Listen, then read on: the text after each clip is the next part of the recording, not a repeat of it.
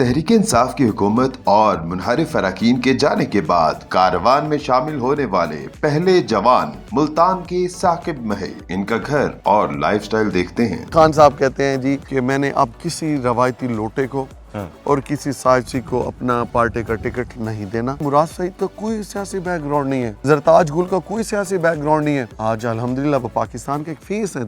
Urdu point की videos देखने के लिए हमारा चैनल सब्सक्राइब कीजिए और बेल के आइकन पर क्लिक कीजिए ताकि आप हमारी तमाम आने वाली वीडियोस से बाखबर रह सकें।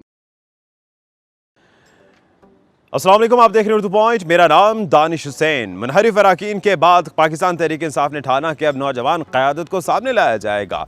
हुकूमत जाने के बाद जिस पहले नौजवान ने पाकिस्तान तहरीक इंसाफ में शमूलियत इख्तियार की है, आज हम उससे आपको मिलवाने जा रहे हैं, जिनका नाम है साकिब महे। मुल्तान NA 148 से वो कैंडिडेट होंगे पाकिस्तान तहरीक इंसाफ के। उनका रहन सहन कैसा है, नौजवान क़यादत है, पढ़ाते भी रहे हैं, इंटरनेशनल रिलेशंस के स्टूडेंट भी रहे हैं, और जो एक नौजवान होने के नाते जो है मौजूदा सियासत को वो किस निगाह से देख रहे हैं, 8 कनाल के इस घर में क्या क्या है, आइए मिलवाते हैं आपको साकिब महे से।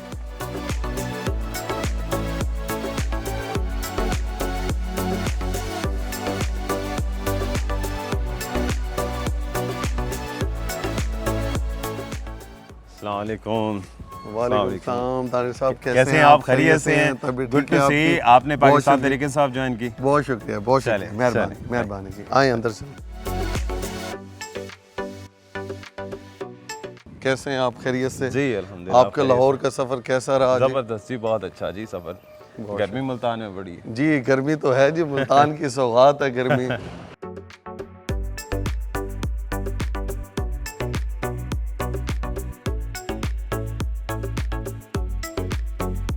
मैं सब पहले तो आपको मुबारक हो, आपने पार्टी ज्वाइन की है पाकिस्तान तहरीक इंसाफ। वो तो हम आपसे पूछेंगे कि वजूहात क्या है, लेकिन सबसे पहले तो ये बताएं कि जो खान साहब ने कहा था कि एक नया कारवान बनेगा और उसके आप पहले खिलाड़ी हैं, तो ये एजाज़ आपके लिए कितना अचीवेबल है, या आप समझते हैं कि इसको अचीव किया तो आपके लिए बड़ा फ़ख्र है? मेरे लिए जी बहुत खुशी की बात है कि मैं वो वाहिद इंसान हूँ कि खान साहब की वज़ारत उज़्मा के बाद जिस तरह से उन्होंने ऐलान किया था नौजवानों को आगे लाने का, मैं समझता हूँ कि ये एज़ाज़ सबसे पहले मुझे हासिल हुआ है कि मैं वो वाहिद इंसान हूँ कि जिसने पार्टी को ज्वाइन किया है। और मैं समझता हूँ कि ये मेरे लिए बाइस फ़ख्र है कि आज मैं खान साहब की उस तहरीक का हिस्सा हूँ जो हकीकी पाकिस्तान को आज़ादी दिलाने की तहरीक है। और मैं समझता हूँ कि ये मेरे लिए बहुत बड़े एजाज़ की बात है। आपके लिए एजाज़ है, लेकिन पार्टी के लिए कहीं ऐसा तो नहीं होगा भारी पड़ जाए? क्योंकि हमने देखा 2013 में कुछ तजर्बात PTI ने किए ऐसे जो कि कामयाब नहीं हुए। 2018 में उन्होंने इलेक्टेबल्स को उन्हें लाना पड़ा। अब दोबारा से कहा जा रहा है कि नहीं, इलेक्टेबल्स की गेम जो है, जिस तरह से मुनहरिफ अरकान है उसके बाद, कि वो भारी जिम्मेदारी अब आप नौजवानों के कंधों में, जिसमें आप लीड कर रहे हैं क्योंकि आप पहले हैं। आपको लगता है अचीवेबल है, ये कर लेंगे ये काम? देखिए सर, मैं आपको एक बात बताऊं, आपको खान साहब का जो विजन था इन मुनहरिफ अरकान के बाद, मैं आपके सामने एक ज़िंदा मिसाल हूं कि खान साहब ने, मैं कभी कोई MNA MPA नहीं बना, उसके बावजूद भी खान साहब ने मुझे मौका दिया है और आज अल्हम्दुलिल्लाह मैं आपके सामने हूँ। जहाँ तक रही जी मेहनत की बात, वो अल्हम्दुलिल्लाह मैं आपको पता है जी कि मैं कोई मुसलसल 4-5 साल से अपने हलके के अंदर मेहनत कर रहा हूँ तो इसी वजह से खान साहब ने मुझे मौका दिया, अपनी जमात में शामिल किया है। और ख़ास तौर पर मैं मखदूम शाह महमूद कुरैशी साहब का शुक्रिया अदा करना चाहूँगा जी कि वो मुझे पार्टी में लाए हैं। वो ऐसे नहीं लाए जी, मैंने अल्हम्दुलिल्लाह अपने हलका मेरे आप विज़िट कर सकते हैं, देख सकते हैं कि जो पुराने खिलाड़ी थे उनके मुकाबले में जगह बनाना मुझे पता है कि कितना मुश्किल था। और आज अल्हम्दुलिल्लाह इस हलके की मैं भी एक हकीकत हूँ और इंशाअल्लाह ताला तहरीक इंसाफ और खान साहब ने अगर मेरे ऊपर एतमाद किया, जो कि मुझे उम्मीद है इंशाअल्लाह ताला मेरे ऊपर ही एतमाद करेंगे, तो इंशाअल्लाह ताला आपको मैं बड़े पुरुम्मीद अंदाज से कहता हूँ कि अल्लाह ताला करम फरमाएगा, इंशाअल्लाह ताला आपको एक अच्छा रिजल्ट मिलेगा। चलें, गुफ्तगू तो जारी रहेगी। घर आपका माशाल्लाह बड़ा अच्छा है, ज़रा चहलकदमी करते हैं और चलते चलते गुफ्तगू भी करते हैं। सर पहले खाना खा लेते हैं, फिर उसके बाद चहलकदमी करते हैं। चलें, खाना खाते हैं और उसके बाद चहलकदमी करते हैं, और बहुत से सख्त सवालात और ऐसे सवालात जो आपके जहनों में, वो हम साकिब महे से पूछते हैं।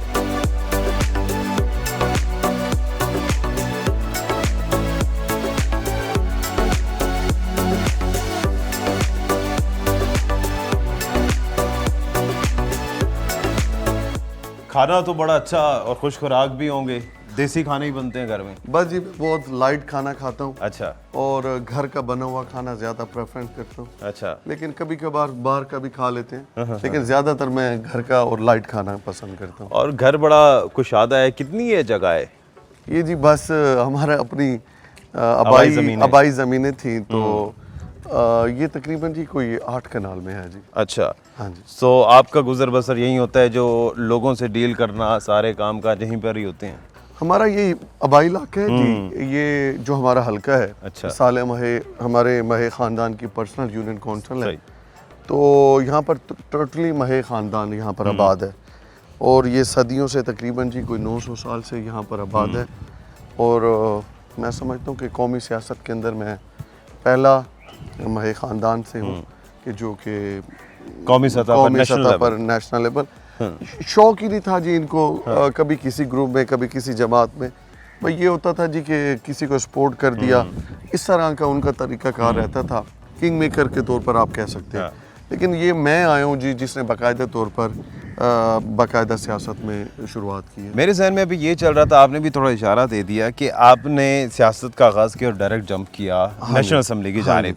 सूबाई असम्बली में अमूमन ये होता है कि पहले सूबाई असम्बली में जोर आजमाई होती है, उससे कामयाब होते हैं तो फिर नेशनल लेवल पे जाते हैं। आप डायरेक्ट गए, क्या सोच के गए? देखें, मैं जब यूनिवर्सिटी से निकला हूँ तो सर जैसा कि इस सारे शहर को और इस डिवीज़न को इल्म है कि मैंने एक मूवमेंट चलाई, अच्छा, तहरीक नौजवान के नाम से, जिसका दायरा कार पूरे साउथ पंजाब के अंदर और मुल्तान डिवीज़न के मैंने अंदर फैलाया। फिर जब खान साहब का हमारा यही मौक़िफ़ था, तमाम लोगों का, सब अच्छे फैमिली से लोग ताल्लुक़ रखते थे, हमारा यही था कि हम सब दोस्त इकट्ठे होकर पाकिस्तान तहरीक इंसाफ को ज्वाइन करेंगे और इंशाअल्लाह ताला तहरीक इंसाफ के टिकट लेंगे और इलेक्शंस में हिस्सा लेंगे। क्या मंशूर एक था तहरीक नौजवान? हाँ जी, तकरीबन एक ही था जी। अच्छा। इसमें कोई शक नहीं था, लेकिन ये था कि जब यहाँ पर फिर तहरीक इंसाफ में इलेक्टेबल का खेल शुरू हुआ तो फिर वहाँ पर थोड़ा सा हमारे जो नौजवान थे वो मायूस हुए, लेकिन अल्हम्दुलिल्लाह मैं समझता हूँ कि मैंने खान साहब को, जो मैं इमरान खान देखना चाहता था, वो वजारत उज़्मा के बाद मुझे वो खान नज़र आए जो कि नौजवानों की असल नुमाइंदगी और होप थे, वो अब मुझे इमरान खान नज़र। ये तहरीक इंसाफ में ज्वाइनिंग कैसे हुई? खुद से ट्राई किया था? नहीं, आपसे राब्ता किया गया? कोई ट्राई नहीं किया।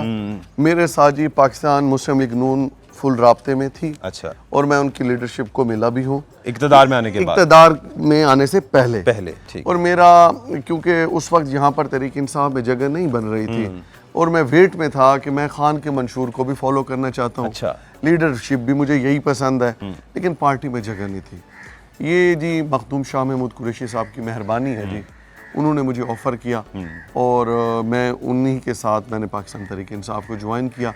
लेकिन मैं नज़रियाती तौर पर और आप समझ लें जी कि पैदाइशी तौर पर मैं सियासत में आना चाहता था, पैदाइश के फौरन मेरा शौक़ ही यही था। जैसे बचपन में लोगों को शौक़ होता है जी कोई पायलट बनने का, डॉक्टर बनने का, शुरू में सियासत का शौक़ था।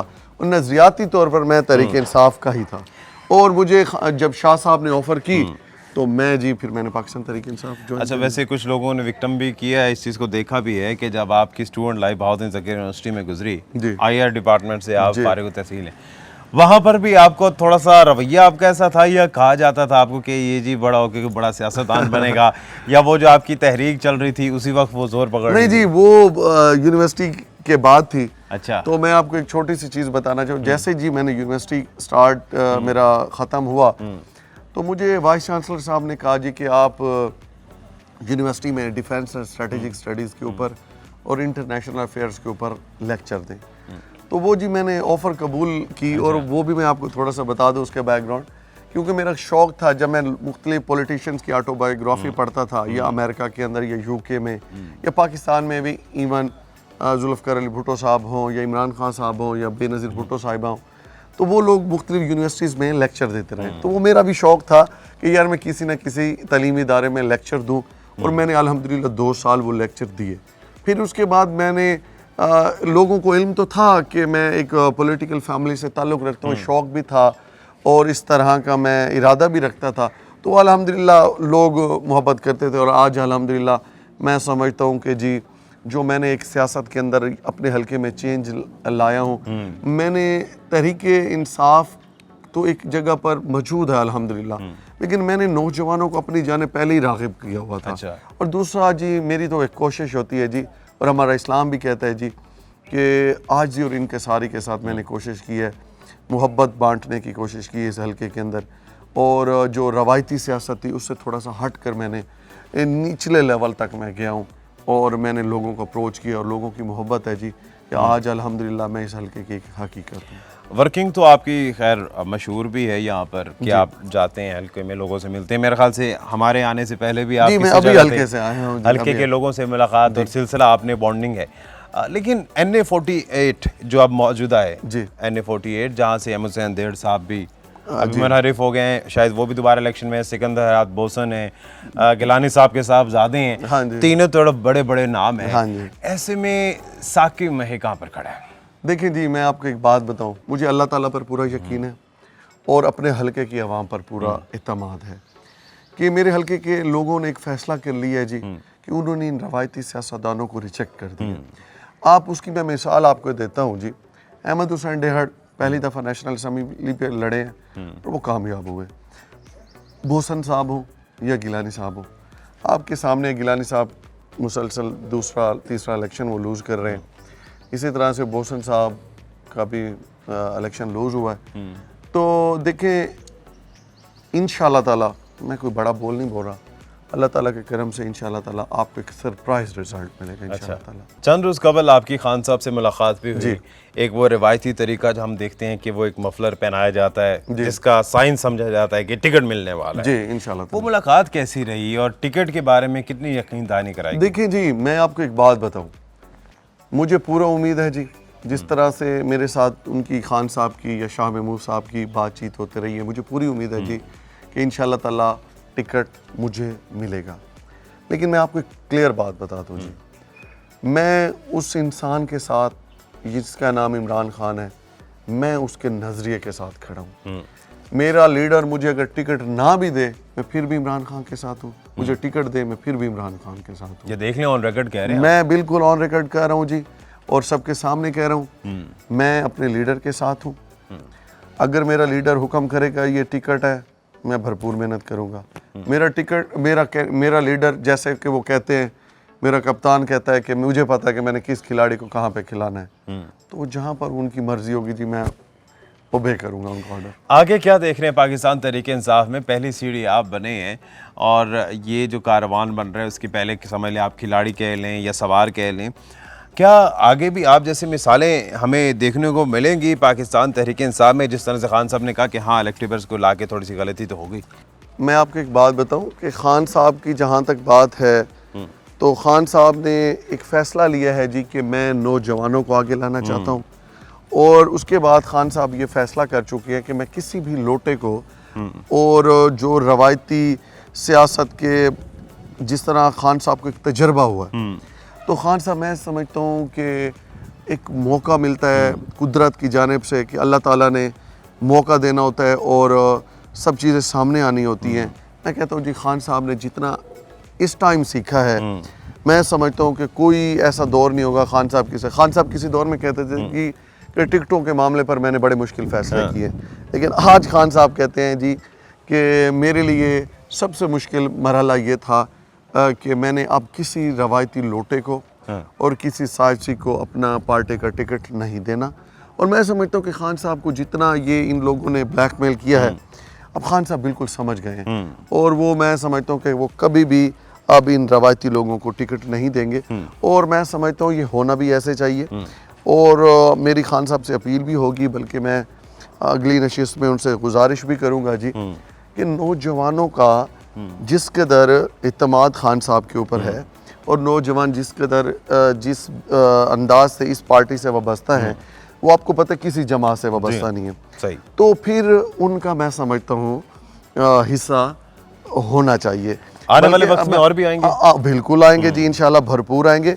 और मैं समझता हूँ कि जी के कम से कम 10% से 15% जो कोटा होना चाहिए पार्टी के अंदर, जो कि 25 से 35 और 40 के दरमियान लोगों को टिकट्स मिलने चाहिए, और ताकि लोगों का मज़ीद और ख़ास तौर पर नौजवानों का इत्मीनान इस जमात के ऊपर और अपनी लीडरशिप के ऊपर मज़ीद मुस्तहकम हो। आज अल्हम्दुलिल्लाह जब से सोशल मीडिया आया है और जब से अवेयरनेस आई है लोगों के अंदर, तो आप ख़ुद देख लें कि पार्लियामेंट में अगर आप देख लें, हमाद अज़हर साहब हो गए, कासिम सूरी साहब हो गए, ज़ैन कुरैशी हैं, इसी तरह से आपका मुराद सईद साहब हैं, फ़ारूक हबीब हैं, और इसके अलावा जी जरताज भी हैं।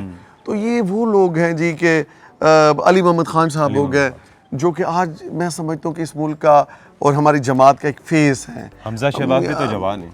देखिए हमजा शहबाज, बिलावल भुट्टो भी। जी मैं आपको एक बात बताऊं, वो एक रवायती अंदाज से सियासत के शानों पर बैठे। अब उसकी मैं एक छोटी सी मिसाल देता हूँ। देखिए मेरी बात सुने, इमरान खान साहब का भांजा हसन नियाजी, उसको पार्टी में एक ओहदा दिया गया, फोकल पर्सन बनाया गया। सर आप खुद अंदाज़ा लगाएं उस बंदे की 16 साल की स्ट्रगल है। अगर इसी तरह से आप हमजा शहबाज को देखें तो उसकी क्या स्ट्रगल है। सर क्या इनकी जमात में कोई और बंदा नहीं था वज़ारत आला के लिए? क्या इनका क्राइटेरिया यही है कि बाप वज़ीर आज़म और बेटा वज़ीर आला? और अगर इसी तरह से पाकिस्तान पीपल्स पार्टी में देखा जाए तो पाकिस्तान पीपल्स पार्टी में क्या कोई काबिल नहीं है कि चलें जी बाद में बना देते, लेकिन आप किसी काबिल बंदे को लाएं जो तजर्बा रखता हो, उसको आप जमात मिलाएं। लेकिन इमरान खान साहब का विजन बिल्कुल मुख्तलिफ है। आपके सामने मुराद सईद का कोई सियासी बैकग्राउंड नहीं है, ठीक है जी, जरताज गुल का कोई सियासी बैकग्राउंड नहीं है। आज अल्हम्दुलिल्लाह वो पाकिस्तान का एक फेस है, तहरीक इंसाफ का एक फेस है, और एक सॉफ्ट इमेज आपका बिल्टअप हो रहा है सियासत के अंदर। और नौजवानों को मैं समझता हूँ कि एक होप मिल रही है, एक उम्मीद की किरण जाग रही है, और लोग उनसे देख रहे हैं कि यही वो जमात है जो पाकिस्तान को हकीकी मायनों में आपको आज़ादी की जानिब लेकर जा सकती है। अच्छा, साकिब मही के बारे में मकामी लोग, हल्के के लोग तो बहुत कुछ जानते होंगे, बाकी जो देखने वाले लोग हैं उर्दू पॉइंट की, वो साकिब मही को क्या जानते हैं? कौन है साकिब मही, क्या करते हैं सारा दिन, क्या एक्टिविटीज़ है? देखिए जी, मेरी कोई एक्टिविटी, आपको पता है जो पॉलिटिक्स में बंदा होता है उसकी कोई एक्टिविटी रह ही नहीं जाती। जी भाई ये है जी कि कभी कभार अगर मौका मिले तो जिम या वॉक वगैरह मैं कर लेता हूँ जी, और उसके अलावा दोस्तों के साथ टाइम स्पेंड करने की कोशिश करता हूँ जी, रात को ख़ास तौर पर। लेकिन मैं आपको एक बात बताऊँ, सुबह से रात तक टाइम ही नहीं मिलता जी, और इतनी मसरूफियात होती है कि मैं आपको बता नहीं सकता। ये तो आज मुझे पता है कैसे टाइम निकला है, और वरना मैं आपको भी तकलीफ देता कि सर आप मेरे साथ हल्के में आए। कभी इंशाल्लाह ताला अगली दफ़ा मौका मिला तो आपको मैं हल्के में ले जाऊंगा इंशाल्लाह अपने साथ, तो इंशाल्लाह ताला वहाँ पर आपको दिखाएंगे कि किस तरह से मसरूफियात होती है। पुराने सियासतदान तो आदी हैं ये सुनने के लिए कि हल्के के लोगों ने क्या क्या डिमांड करनी है। जी आप चूंकि जवान है तो आपसे ये सवाल किया जा सकता है कि MNA जो होता है उसका काम तो लेजिस्लेशन है, हाँ जी, कानून साजी है, हाँ जी। लेकिन जो हल्के के लोग हैं शायद वो कानून साजी को समझते नहीं है, वो सड़क नाली पक्की इस तरह के काम ज़्यादा कहते हैं। क्या आपसे भी ये तकाजा है या आप उनको समझाते हैं? दुरुस्त, बिल्कुल आपकी बात दुरुस्त है जी, लेकिन यकीन माने सर, ये 2018 के इंतखाबात से पहले तक तो ये बिल्कुल जो बात आप कह रहे हैं ऐसे ही था। सही। लेकिन सर मैं आपको एक सच्ची बात बताऊं, जब से खान साहब की हुकूमत को इस इम्पोर्टेड हुकूमत ने साजबाज के तहत गिराया है, अब यकीन मान लें लोगों की कोई डिमांड ही नहीं रह गई। अच्छा, उनकी सिर्फ एक ही डिमांड है, एक ही एजेंडा है, और ये कि खान साहब को एक भारी अक्सरियत से इस मुल्क का दोबारा से वज़ीर आज़म मुंतखब कराना है।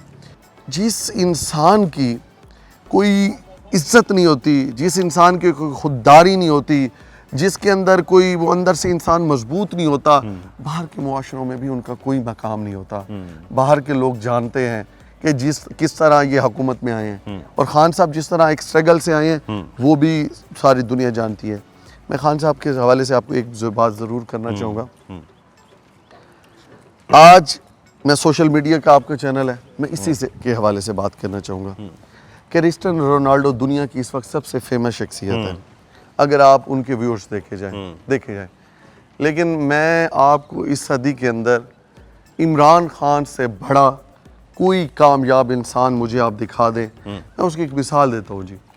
खान साहब ने अगर सोशल वर्क किया है जी तो वो टॉप पर गए। कैंसर जैसा एक मुश्किल जो हॉस्पिटल था उसको बनाना एक ख्वाब भी समझा जाता था पाकिस्तान में, बिल्कुल। वो किसी के बस की बात नहीं सही। थी, वो उन्होंने अचीव किया और तीसरा हॉस्पिटल बन रहा है। अगर उन्होंने क्रिकेट खेली है तो वो क्रिकेट की आखिरी बुलंदियों तक, वो वर्ल्ड कप तक गए हैं और अच्छा। वो दुनिया में जितने वो पॉपुलर थे क्रिकेट के दौर में शायद ही कोई हो।